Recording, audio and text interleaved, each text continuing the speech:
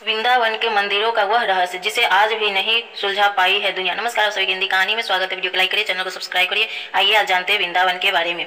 ब्रजमंडल के दो प्रमुख शहर मथुरा और वृंदावन, एक भगवान श्री कृष्ण की जन्मस्थली और दूसरी वह जगह है जहाँ किशोरावस्था में श्री कृष्ण ने अपनी लीलाएं की थी। वृंदावन सिर्फ श्री कृष्ण की लीलाओं ही नहीं बल्कि राधा कृष्ण के प्रेम व रास लीलाओं की वजह से भी भक्तों में काफी लोकप्रिय है।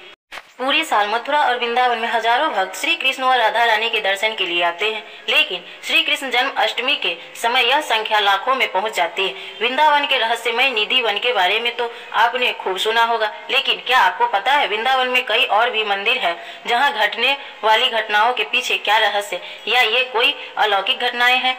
इसकी व्याख्या दुनिया में कोई भी नहीं कर पाया। क्या आप में से कोई वृंदावन गए हैं? जरूर कमेंट में बताएं। वीडियो को लाइक करिए, चैनल को सब्सक्राइब करिए, प्यार से कमेंट करिए। आइए वृंदावन के रहस्यमय मंदिरों के बारे में आपको बताते हैं। वृंदावन का रंग महल ऐसा मंदिर है जिसके बारे में कहा जाता है कि यहाँ भगवान श्री कृष्ण और देवी राधा हर रोज आते हैं। यह मंदिर काफी रहस्यमय माना जाता है। कहा जाता है कि इस मंदिर के दरवाजे रात के समय खुद ब खुद बंद होते और सुबह में फिर खुद से ही खुलते हैं। मंदिर के अंदर पुजारी हर रोज भगवान श्री कृष्ण और राधा रानी के लिए बिस्तर लगाते हैं। मंदिर में मखान मिश्री का भोग और राधा रानी के श्रृंगार के सामान रखते हैं। सुबह के समय जब मंदिर का द्वार खुलता है तो बिस्तर पर ऐसे सलवटें पाई जाती हैं मानो रात में भगवान ने यहाँ विश्राम किया हो।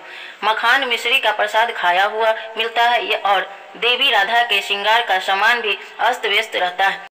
मान्यता है कि यहाँ भगवान श्री कृष्ण और देवी राधा रास रचाने के लिए आते हैं। मंदिर में अगर कोई छिपकर रासलीला देखने का प्रयास करता है तो वह पागल हो जाता है, लेकिन यहाँ कोई ऐसा करता है, इस रहस्य से अभी तक पर्दा नहीं उठ पाया।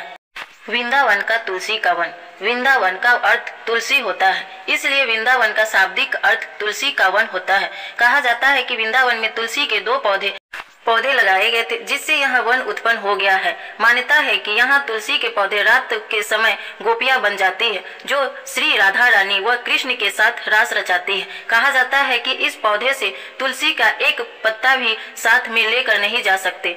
अगर ऐसा किसी ने करने का प्रयास किया तो वह भारी विपत्ति में फंस सकता है। मान्यताओं के अनुसार पूरे वृंदावन क्षेत्र में एक दो नहीं बल्कि तुलसी के कुल 16,108 बड़े बड़े पेड़ हैं, जितनी भगवान श्री कृष्ण की पत्नियां थी।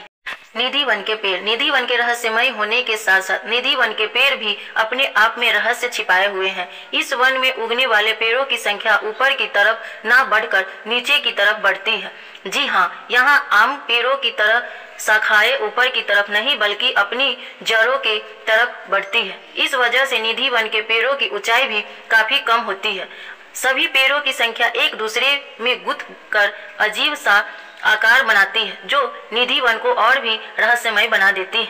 वीडियो को लाइक करिए, चैनल को सब्सक्राइब करिए, प्यारा सा कमेंट करिए और आइए जानते आगे। मान्यता के अनुसार निधि वन में रात के समय श्री कृष्ण देवी राधा समेत अपनी अष्ट सखियों के साथ रास रचाते हैं। कहा जाता है कि आसपास रहने वाले लोगों को कई बार निधि वन से घुंघरू के छनकने की आवाज सुनाई देती है। निधि वन के पास रहने वाले एक महिला ने तो यहाँ तक दावा किया था कि उन्हें अपने घर के पीछे निधि वन के पास से एक टूटा हुआ घुंघरू भी मिला था।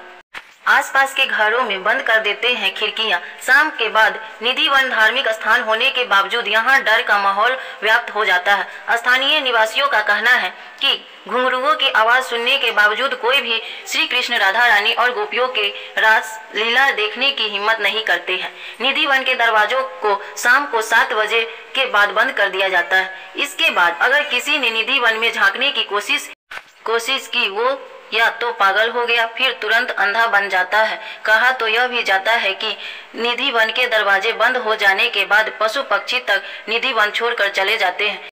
बंदर पक्षियां भी यहाँ नहीं रहते हैं। आसपास रहने वाले लोग शाम के बाद निधि वन के तरफ खुलने वाली खिड़कियां तक को बंद कर देते हैं ताकि गलती से भी कोई उस तरफ ना देखे। क्या आप लोग वृंदावन या निधि वन गए हैं? क्या ये सत्य कहानी या सत्य घटना है? कमेंट में जरूर बताएं। वीडियो को लाइक करिए, चैनल को सब्सक्राइब करिए।